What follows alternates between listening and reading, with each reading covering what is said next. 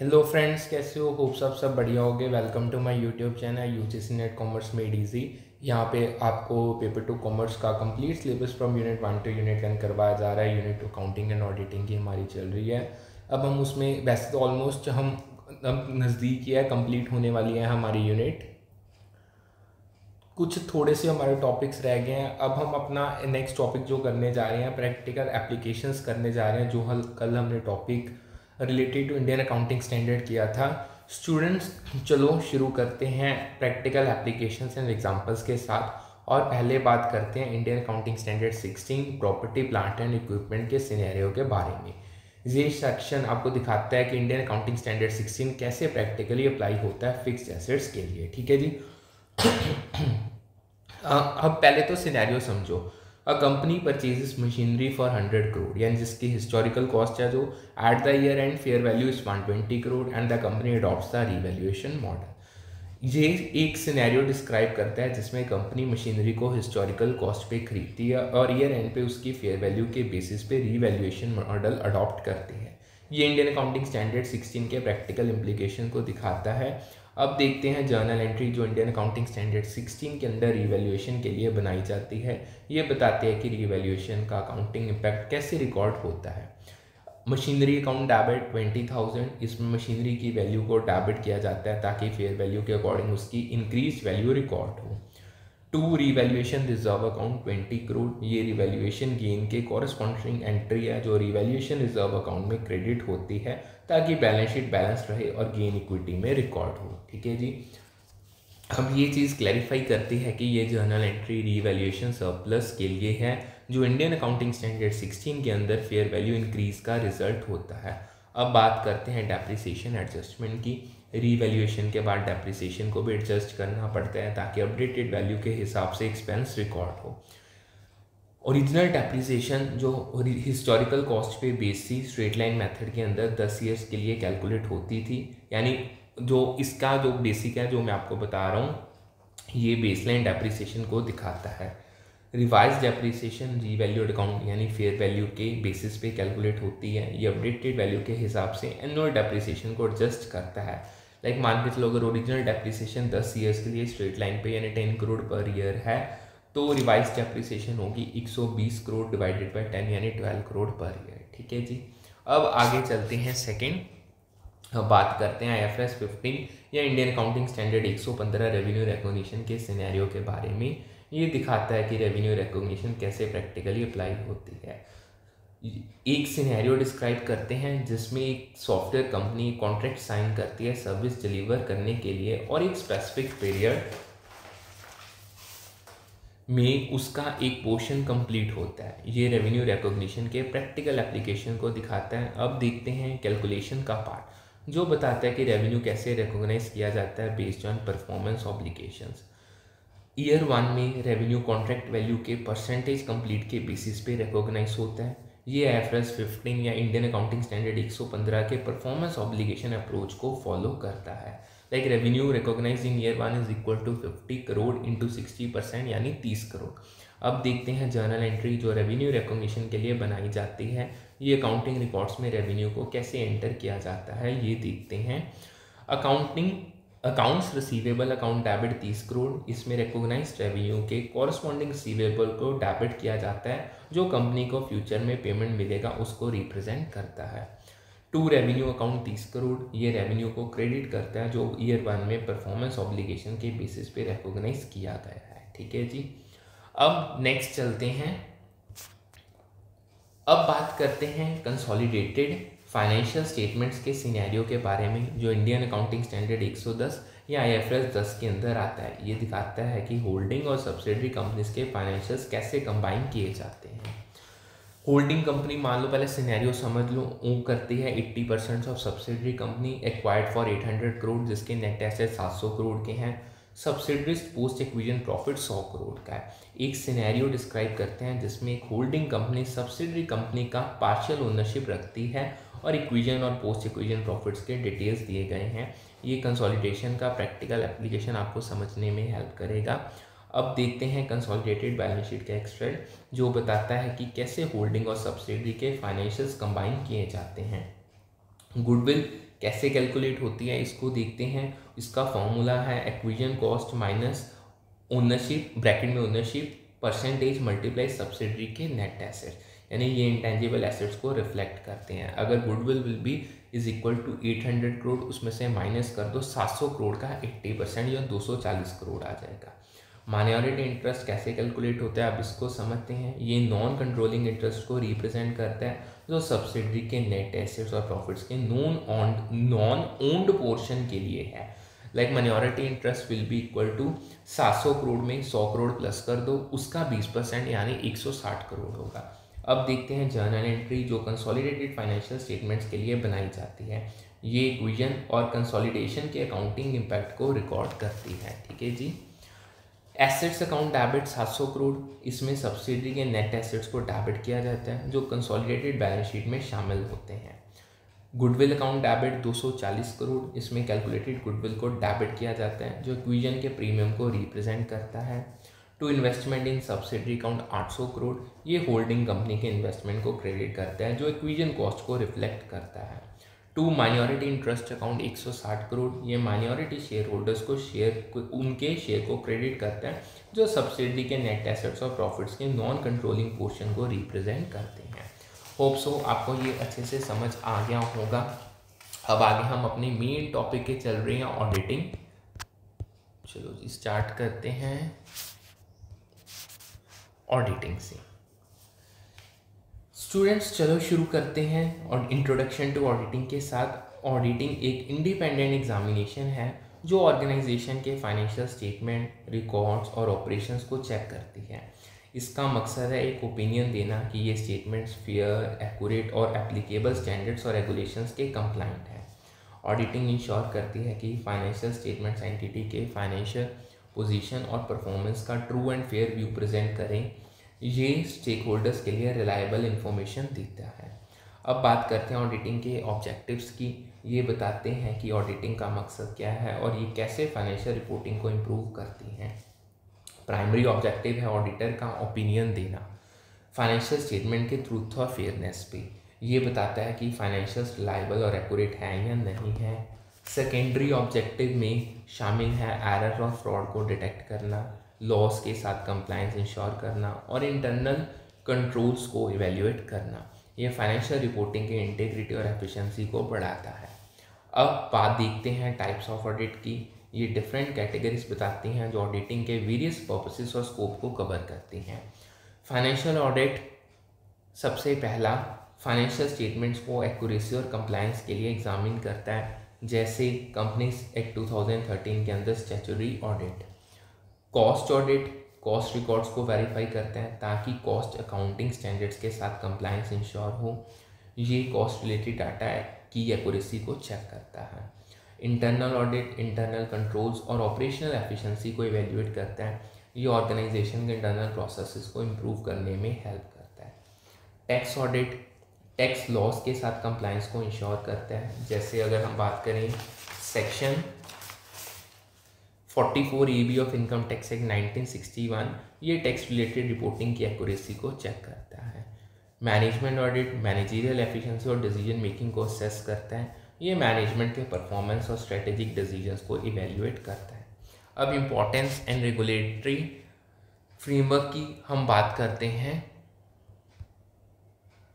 ये देखो जो मैंने अभी आपको टाइप्स करवाई हैं वो सारी यहाँ पे मेंशन्ड है, ये मैं शेयर भी कर दूंगा। Importance and regulatory framework. अब बात करते हैं ऑडिटिंग के इम्पोर्टेंस और रेगुलेटरी फ्रेमवर्क की। ये बताता है कि ऑडिटिंग क्यों ज़रूरी है और कैसे रेगुलेटेड होती है। पहले देखते हैं ऑडिटिंग की इम्पोर्टेंस। ये बताती है कि ऑडिटिंग स्टेक होल्डर्स और बिजनेस के लिए क्यों क्रिटिकल है। ठीक है जी। ट्रांसपेरेंसी ऑडिटिंग का एक की बेनिफिट है। ये एक मिनट रुको, इम्पोर्टेंस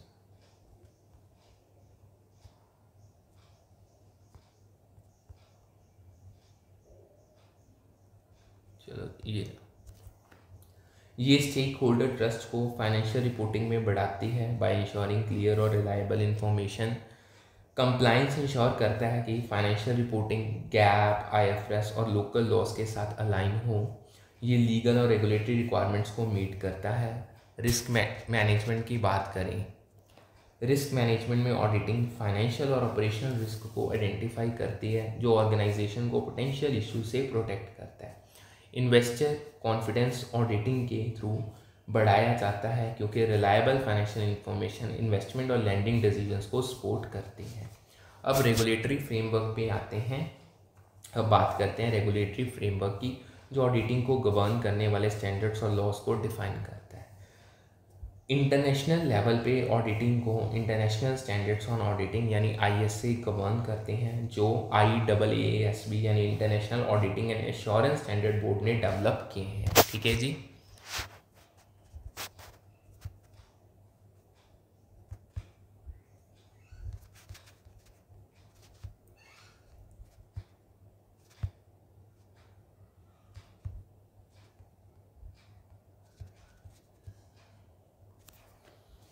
ये ग्लोबल ऑडिटिंग प्रैक्टिसेस को स्टैंडर्डाइज करते हैं। इंडिया में ऑडिटिंग को स्टैंडर्ड्स ऑन ऑडिटिंग यानी SC जो ICI यानी institute of chartered accountants of India ने इशू किए हैं और कंपनी से 2013 गवर्न करती है। ये इंडियन कॉन्टेक्स्ट के लिए ऑडिटिंग स्टैंडर्ड्स को डिफाइन करती है। अब बात करते हैं बैकबोन ऑफ ऑडिटिंग की। ठीक है जी, ये बहुत इंपॉर्टेंट है। अब बात करते हैं बैकबोन ऑडिटिंग की। ये सेक्शन बताता है कि ऑडिटिंग का कोर एलिमेंट क्या है जो उसको स्ट्रॉन्ग बनाता है। ऑडिटिंग फाइनेंशियल स्टेटमेंट्स की एक्यूरेसी और रिलायबिलिटी इंश्योर करता है जो स्टेक होल्डर्स के लिए ट्रस्टवर्दी इंफॉर्मेशन प्रोवाइड करता है। अब एक ये प्रीवियस ईयर क्वेश्चन ही था जो मैं आपको बताने जा रहा हूँ। वाउचिंग ऑडिटिंग का बैकबोन है। वाउचिंग ऑडिटिंग का फाउंडेशन है क्योंकि ये ट्रांजैक्शंस की ऑथेंटिसिटी को वेरीफाई करता है। अब हम वाउचिंग के बारे में डिटेल में समझेंगे। ये बताता है कि वाउचिंग क्यों ऑडिटिंग का कोर है। वाउचिंग ऑडिटिंग का एक क्रिटिकल प्रोसेस है जो ट्रांजैक्शंस के सपोर्टिंग एविडेंस को चेक करता है। ये ऑडिटिंग का स्टार्टिंग पॉइंट है। वाउचिंग में डॉक्यूमेंट्री एविडेंस जैसे इनवॉइसेस, रिसिप्ट्स को एग्जामिन किया जाता है ताकि ट्रांजैक्शंस की ऑथेंटिसिटी, एक्यूरेसी और कंप्लीटनेस वेरीफाई हो। ये इंश्योर करता है कि रिकॉर्ड्स जेन्युइन हैं। वाउचिंग को ऑडिटिंग का बैकबोन इसलिए कहा जाता है क्योंकि ये ऑडिटिंग प्रोसेस का फाउंडेशन है। चलो इसके रीजंस को डिटेल में देखते हैं। वाउचिंग ट्रांजैक्शंस की वैलिडिटी इस्टेब्लिश करता है, इंश्योरिंग कि वो जेन्युइन है और एविडेंस के साथ सपोर्टेड है। ये फेक एंट्रीज को रोकता है। वाउचिंग अकाउंटिंग प्रिंसिपल्स और लीगल रिक्वायरमेंट्स के साथ कंप्लायंस को कंफर्म करता है, इंश्योरिंग कि ट्रांजैक्शन स्टैंडर्ड्स के अकॉर्डिंग रिकॉर्ड किए गए हैं। वाउचिंग फर्दर ऑडिट प्रोसीजर्स जैसे वेरिफिकेशन या एनालिसिस का बेसिस फॉर्म करता है। ये इनिशियल स्टेप है जो बाकी ऑडिट प्रोसेसेस को सपोर्ट करता है। Without vouching auditors financial records को सब्सटेंशिएट नहीं कर सकते, इसीलिए ये ऑडिट प्रोसेस का क्रिटिकल पार्ट है। वाउचिंग के बिना ऑडिट इनकम्प्लीट है। वाउचिंग एक ऐसा प्रोसेस है जिसमें डॉक्यूमेंट्री एविडेंस को एग्जामिन किया जाता है जो बुक्स ऑफ अकाउंट्स में रिकॉर्डेड ट्रांजैक्शंस के सपोर्ट में होते हैं। ये ऑडिटिंग का फंडामेंटल स्टेप है। सो होप सो आपको ये क्लियर होगा अच्छे से। वाउचिंग में ऑथेंटिसिटी, एक्यूरेसी और वैलिडिटी ऑफ ट्रांजैक्शंस को वेरीफाई किया जाता है बाय चेकिंग सपोर्टिंग डॉक्यूमेंट्स जैसे इनवॉइसेस, रिसीप्ट्स, कॉन्ट्रैक्ट्स और एग्रीमेंट्स। ये इंश्योर करता है कि रिकॉर्ड्स फुली सपोर्टेड हैं। वाउचिंग के थ्रू ऑडिटर्स या अकाउंटेंट्स इंश्योर करते हैं कि रिकॉर्डेड ट्रांजैक्शंस एप्रोप्रिएट एविडेंस से सपोर्टेड हैं और रेलेवेंट अकाउंटिंग प्रिंसिपल्स और स्टैंडर्ड के साथ कंप्लाई करती हैं। ठीक है जी। अब थोड़ा सा और डिटेल में चलते हैं। इंपॉर्टेंस भी हमने कर ली।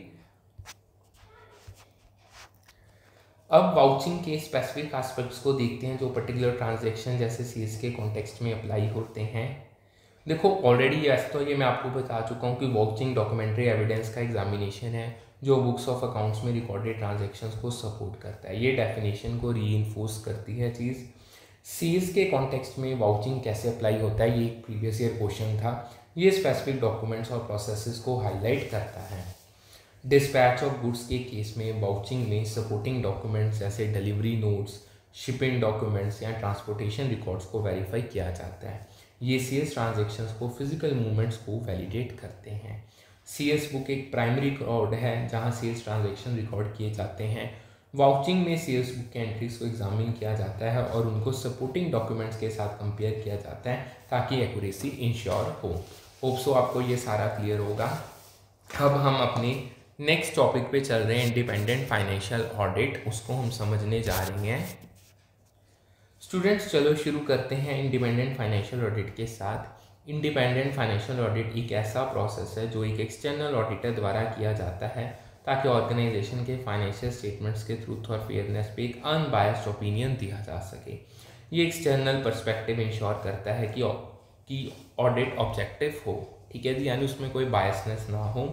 ये audit balance sheet, income statement और कैश फ्लो स्टेटमेंट और statement of changes in equity को कवर करता है।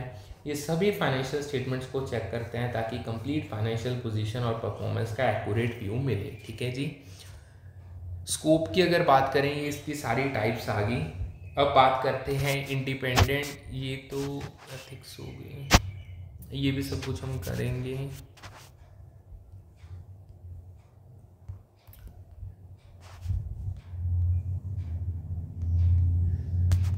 चलो जी, इनको ही समझते हैं, पहले कॉम्प्रिहेंसिव वे में समझते हैं। अब बात करते हैं इंडिपेंडेंट फाइनेंशियल ऑडिट के स्कोप की। ये बताता है कि ऑडिट का फोकस क्या है और इसमें कौन से एस्पेक्ट्स इंक्लूड होते हैं। पहला स्कोप है फाइनेंशियल रिकॉर्ड्स की एक्यूरेसी को वेरीफाई करना। ये इंश्योर करता है कि बुक्स ऑफ अकाउंट्स में रिकॉर्डेड डाटा सही और रिलायबल है। दूसरा स्कोप है अकाउंटिंग स्टैंडर्ड्स, जैसे इंडियन अकाउंटिंग स्टैंडर्ड या IFRS के साथ कंप्लायंस असेस करना। ये चेक करता है कि फाइनेंशियल स्टेटमेंट्स एप्लीकेबल स्टैंडर्ड्स के अकॉर्डिंग प्रिपेयर किए गए हैं या नहीं। तीसरा स्कोप है इंटरनल कंट्रोल्स और रिस्क मैनेजमेंट को इवेल्युएट करना। ये ऑर्गेनाइजेशन के इंटरनल प्रोसेसेस और रिस्क मिटिगेशन स्ट्रेटजीज को चेक करता है ताकि फाइनेंशियल रिपोर्टिंग रोबस्ट हो, ठीक है जी। अब हम ऑडिटर्स इंडिपेंडेंस एंड एथिक्स का टॉपिक करने जा रहे हैं। अब देखते हैं ऑडिटर्स इंडिपेंडेंस और एथिक्स का सेक्शन। ये बताता है कि ऑडिटर्स को कैसे ऑब्जेक्टिव्स और एथिकल रहना चाहिए। इंडिपेंडेंस और एथिक्स का ये ओवरव्यू होप्स आपको क्लियर होगा। इंडिपेंडेंस का मतलब है कि ऑडिटर्स को कन्फ्लिक्ट्स ऑफ इंटरेस्ट से फ्री होना चाहिए ताकि वो ऑब्जेक्टिव ओपिनियन दे सकें। ये ऑडिट के क्रेडिबिलिटी के लिए बहुत क्रिटिकल है। इंडिपेंडेंस को कुछ थ्रेट्स होते हैं, like self interest, personal gain हो सकता है, सेल्फ रिव्यू, अपना ही काम रिव्यू करना हो सकता है, एडवोकेसी यानी क्लाइंट के फेवर में बायसनेस हो सकती है, फैमिलियरिटी, क्लाइंट के साथ ज़्यादा क्लोजनेस हो सकती है, और इंटिमिडेशन यानी प्रेशर या धमकी भी हो सकती है। ये थ्रेट्स ऑडिट ऑब्जेक्टिविटी को ख़त्म कर सकते हैं। इन थ्रेट से बचने के लिए सेफगार्ड्स होते हैं, जैसे ICAI कोड ऑफ एथिक्स के एथिकल गाइडलाइंस और रोटेशन ऑफ ऑडिटर्स जो कंपनी एक्ट 2013 में मैंडेटरी हैं। ये इंडिपेंडेंस को प्रोटेक्ट करते हैं। एथिक्स में शामिल होते हैं इंटेग्रिटी यानी ऑनेस्टी, ऑब्जेक्टिविटी यानी अनबायस्ड रहना, कॉन्फिडेंशियलिटी यानी क्लाइंट डाटा की प्राइवेसी होगी, और प्रोफेशनल कॉम्पिटेंस यानी टेक्निकल एक्सपर्टाइज का होना। ये ऑडिटर्स के कंडक्ट के लिए गाइडिंग प्रिंसिपल्स हैं। अब बात करते हैं ऑडिट प्रोसेस एंड स्टैंडर्ड्स की। ऑडिट प्रोसेस एंड स्टैंडर्ड्स,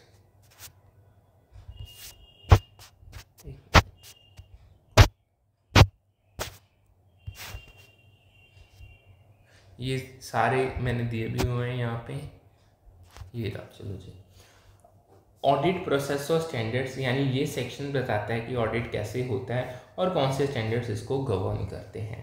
पहले देखते हैं ऑडिट प्रोसेस को, जो स्टेप बाय स्टेप अप्रोच बताता है ऑडिटिंग के लिए। ये सिस्टमेटिक प्रोसेस ऑडिट के हर स्टेज को कवर करता है। पहला स्टेप है प्लानिंग। इसमें ऑडिटर बिजनेस को समझता है, रिस्क को असेस करता है और एक ऑडिट प्लान डेवलप करता है as per standard of auditing 300। ये ऑडिट के डायरेक्शन को सेट करता है। बेसिकली ये एक प्रीवियस ईयर क्वेश्चन था।